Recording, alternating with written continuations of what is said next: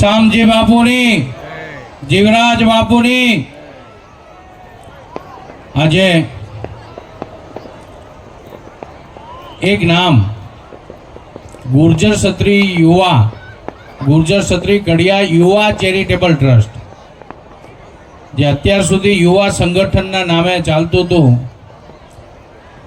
જે ગયા વર્ષે આ બાબતની ચર્ચા થઈ હતી, એટલે ખાસ ગુર્જર ક્ષત્રિય કડિયા યુવા ચેરિટેબલ ટ્રસ્ટના તમામ હોદ્દેદારો અને એની સાથે સંકળાયેલા તમામ કાર્યકરોને ખૂબ ખૂબ અભિનંદન. અને આ 7મા સમૂહ લગ્નમાં મંચ પર બિરાજમાન, આમ તો હું બધાના નામ લઈ શકું જેટલા બી બેઠા છે, પણ આમાં સામાજિક પ્રસંગો એકનું નામ લઈએ ને એકનું ન લઈએ એટલે પાછી ઉપાધિ આવે. અમારી જેવા ન બોલે એટલે પાછી વધારે ઉપાધિ આવે. એટલે હું સામૂહિક સ્ટેજ પર બિરાજમાન ગામે ગામના પ્રમુખો, આગેવાનો, યુવા સંગઠનના પ્રમુખો અને એમના હોદ્દેદારો, એ તમામને આ 7મા સમૂહ લગ્નમાં અહીં પધારેલ એ તમામને જય હિન્દ, વંદે માતરમ, જય આપાગ્યા. આજે 37 લગ્ન, 37 યુવતીઓ યુવાનો, એટલે જે લગ્ન ગ્રંથિમાં જોડાવા જઈ રહ્યા છે એમના પરિવાર અને એમની સાથે સંકળાયેલા તમામ ને ખૂબ ખૂબ અભિનંદન.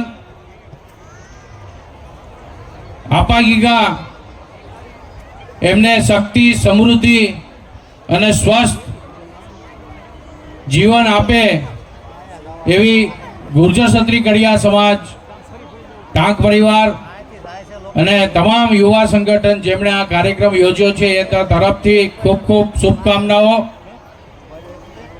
આજે જ્યારે આટલી જનમેદની ભેગી થઈ હોય, ગુર્જર ક્ષત્રિય કડિયા સમાજ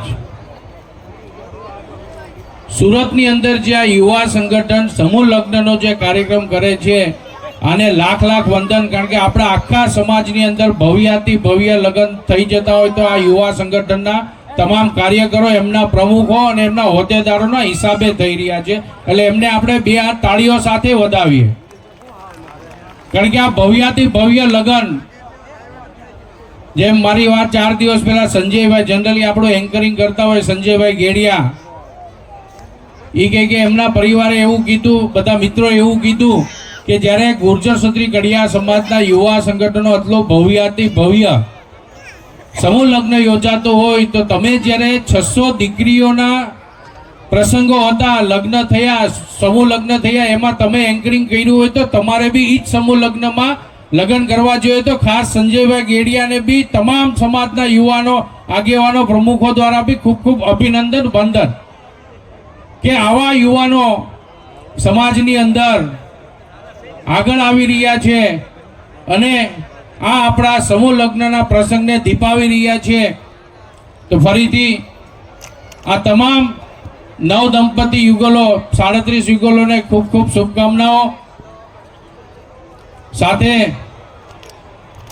જ્યારે ગુર્જર ક્ષત્રિય કડિયા સમાજ અહીંયા ભેગો થયો હોય અને ખાસ સત્તાધારથી વિજય બાપુના આશીર્વાદ સ્વરૂપે આશીર્વચન આવ્યા છે. એમણે કહ્યું છે કે 37 નવ દંપતી સાથે એમનો પરિવાર અને આ પ્રસંગમાં હાજર તમામ પ્રમુખો, તમામ આગેવાનો, એ તમામને આશીર્વાદ સ્વરૂપે જય આપાગ્યા વિજય બાપુ, મહાન શ્રી વિજય બાપુ દ્વારા આવ્યા છે. એટલે એમને બી આપણે ખૂબ ખૂબ ચરણોમાં વંદન. સત્તાધાર ગામ આપાગીગાના ચરણોમાં ખૂબ ખૂબ વંદન. સાથે આજે એક વાત કરવાનો આ સમય મને લાગે છે. આમ તો આ સમૂહ લગ્નનો કાર્યક્રમ છે, પણ જેમ એક લાલભાઈએ વાત કરી કે જ્યારે ગુર્જર ક્ષત્રિય કડિયા સમાજ, એક આપણે નાની વાત કરીએ કે સત્તાધાર ધામ, આજે આપણું 250 વર્ષ જૂનું સત્તાધાર ધામ જીવતું જાગતું પીરાણું છે. એની અંદર સંતોની પરંપરા આપણે જોતા આવીએ તો છેલ્લા 100 વર્ષથી શામજી બાપુ, જીવરાજ બાપુ, જગદીશ બાપુ, વિજય બાપુ એટલે છેલ્લા 100 વર્ષથી આપણા સંતો ત્યાં બિરાજમાન છે. આજે સંમેલનમાં ભલે આજે ત્યારે સોશિયલ મીડિયાનો જમાનો નથી, આજે સોશિયલ મીડિયાનો જમાનો છે. આજે સંમેલન દરમિયાન આપણને બધાને ખ્યાલ છે કે આપણે એવું કીધું કે આ સત્તાધાર ધામ ગુર્જર ક્ષત્રિય કડિયા સમાજની ગુરુ ગાદી છે. આ ગુરુ ગાદીની જ્યારે આપણે વાત કરીએ, આજે ઘણું દુઃખ સાથે આપણે સોશિયલ મીડિયામાં જોતા હોઈએ કે અમે સંમેલનમાં કીધું તું ને ડંકો વગાડીને કહીએ છીએ, સમાજની અંદર અસામાજિક તત્વો દ્વારા જ્યારે સમાજ તો સમાજની અંદર તો અડીખમ આપણા સમાજના પ્રમુખો હતા, આગેવાનો હતા, યુવાનો હતા. પણ જ્યારે છેલ્લા 6 મહિનાથી આપણા સત્તાધાર ધામની અંદર હું નામ સાથે મારી ત્યાં 3 કલાક મીટિંગ કરીને ગયા, ત્યારે બી મેં એમને 2 જ વાત કહી હતી કે તમારું આ જે કાર્યક્રમ છે તમારે બંધ કરી દેવાનો છે. જે તમે સોશિયલ મીડિયા અને પ્રિન્ટ મીડિયા દ્વારા જે ચલાવો છો એ તમારે બંધ કરવાનું છે. આજે જે એક ગુરુ ગાદી પ્રત્યે જે અમુક આક્ષેપો લગાડતા હતા એ આક્ષેપો તમામ નિરાધાર છે. અને એની માટેનું સમાજના યુવાનોએ બી ઘણા બધા જવાબ આપ્યા. એમાં હું એક નીડર યુવાન આપણા સમાજનો જે સંમેલન દરમિયાન આપણા વિરલાઓ જે એવા ગામે ગામથી ઊભા થયા હતા, એમાં ભાવેશભાઈ ટાંક, હું એનું નામ લઈશ. 10 દિવસ પહેલા એમણે છાતી ઠોકીને એવું કીધું કે તમારી પાસે પૂરા હોય તો તમે મેદાનમાં મૂકો, પણ આવા ખોટા આક્ષેપો આપણી ગુરુ ગાદીને બદનામ કરવાનું બંધ કરો. જ્યારે ઈ એમ કહે છે કે આપણા સમાજ સત્તાધાર ધામનો હું એક ગુરુભાઈ કયો કે શિષ્ય કયો, તો હું એવું કહું કે જે જીવરાજ બાપુનો શિષ્ય હોય ને આ લેંગ્વેજમાં આ સત્તાધાર ધામને બદનામ ન કરે.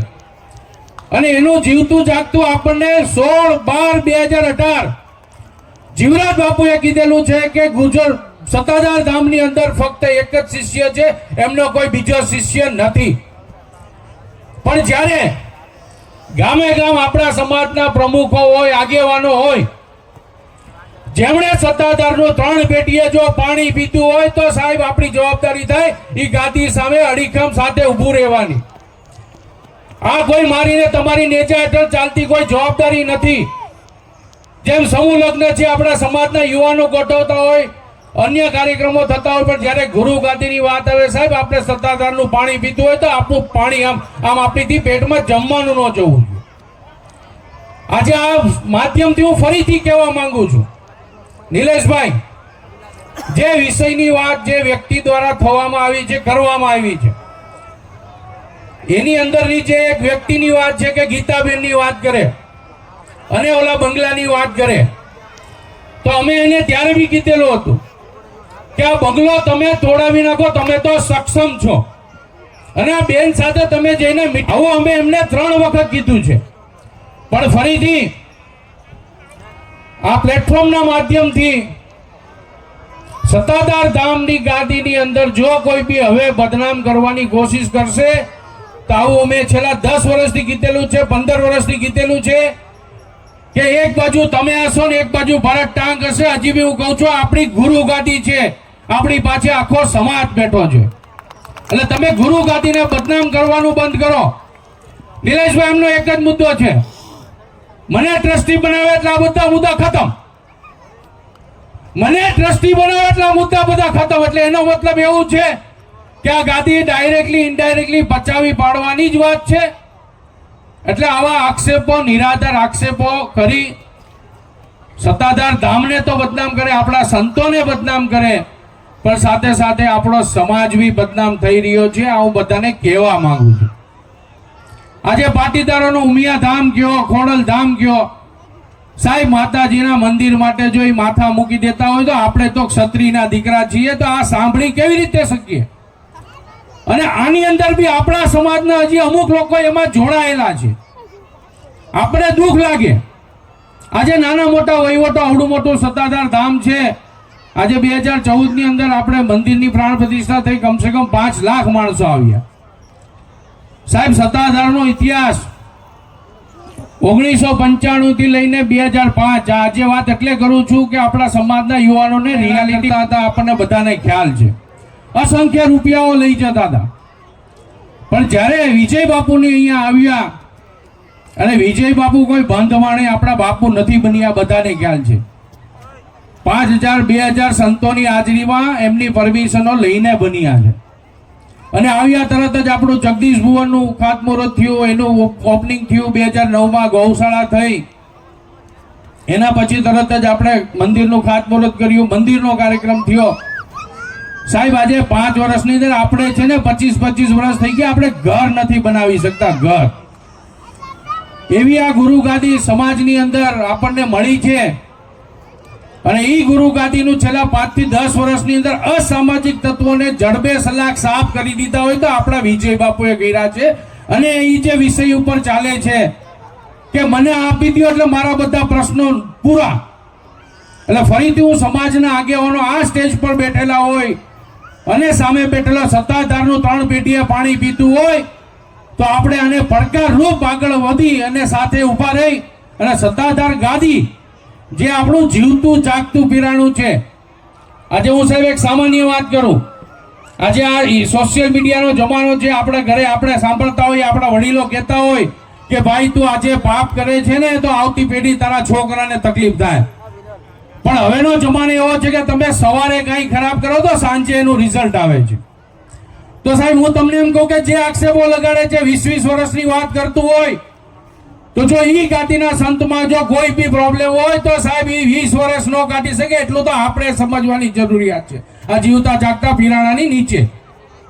એટલે ફરીથી આપણે જે આ ગુરુ ગાદીને બદનામ કરવાની વાત છે, મારી બધાને 2 હાથ જોડીને નમ્ર વિનંતી છે કે આવી કોઈ બી અફવાઓ ફેલાવે એમાં જવું નહીં. અને એક આપણા સમાજની ગુરુ ગાદી હોય સાહેબ, જ્યારે આજે 250 વર્ષ જીવતું જાગતું પીરાણું હોય, પાડાને ભીર કરી દીધેલા હોય, તો આપણે આવી કોઈ વ્યક્તિઓ સાથે ભવિષ્યમાં કોઈ બી રીતે ન જોડાય. એ જ મારી બધાને 2 હાથ જોડીને નમ્ર વિનંતી છે.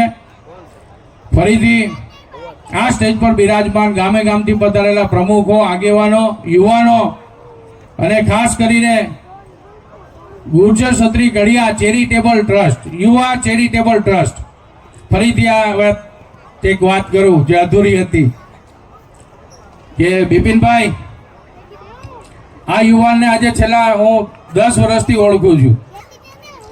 સંમેલન વખતે સમૂહલગ્નમાં આવ્યો તો એમને ધક્કા વાર્યા હતા મને, એમને ખબર નહોતી.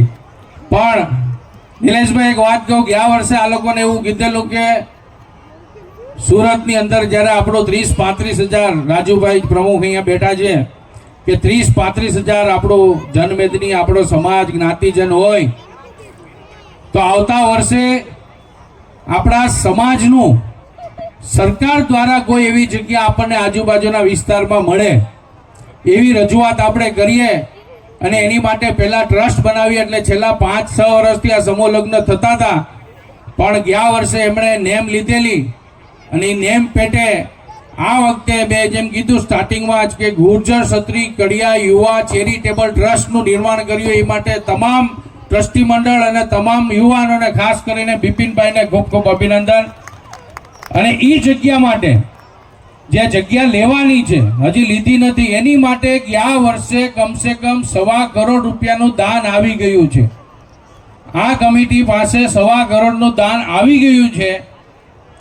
અને આજથી 4 કે 5 વર્ષ પહેલા જ્યારે સોરઠના સ્નેહ મિલનમાં મેં હાજરી આપી હતી, ત્યારે મેં ઓપન ડિક્લેરેશન કરેલું છે કે ગુર્જર ક્ષત્રિય કડિયા સમાજને સુરત નહીં પણ સુરત, અમદાવાદ, જુનાગઢ, અમરેલી, ભાવનગર અને રાજકોટ, આ 6 સેન્ટરમાં સરકાર દ્વારા જ્યારે બી આપણા સમાજને કોઈ બી સંસ્થા બનાવવા માટે જગ્યા મળશે તો એમાં 31 લાખ રૂપિયાનું ઓપન ડોનેશન આથી 5 વર્ષ પહેલા ડિક્લેર કરેલું છે પ્રેક્ષા ઉર્વી ભરતભાઈ ટાંક દ્વારા.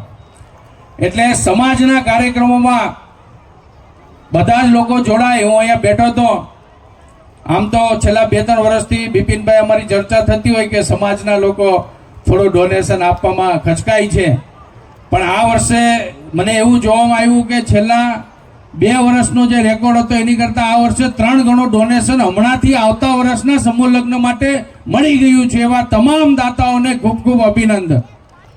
અને ફરીથી ગુર્જર ક્ષત્રિય કડિયા સમાજ અને શ્રી ગુર્જર ક્ષત્રિય કડિયા યુવા ચેરિટેબલ ટ્રસ્ટના પ્રમુખ એવા રમેશભાઈ અને એમની ટીમ, આમ તો 25-30 જણા છે, બધાના નામ લો. ગનુભાઈ આપણા કોર્પોરેટર, એમને તો આગેવાની સોંપી છે કે હવે સમાજને જગ્યા અપાવો, કોર્પોરેટર છો. 25 રાજકારણીઓ સમાજમાં ગામે ગામ છે. ભલે આપણે ભાજપમાં હોય, આપણો સમાજ 30 વર્ષથી ભાજપને ચપ્પલ ઘસે વોટ આપે છે. એટલે આ જવાબદારી ફરીથી તમને સોંપું કે આવતા વર્ષે ઈ પટાંગણમાં આ કાર્યક્રમ થાય એવું કાંઈ તમે નેચા હેઠળ ગોઠવો. એવા તમામ યુવા સંગઠનના તમામ યુવાનો ટ્રસ્ટીઓને ખૂબ ખૂબ અભિનંદન.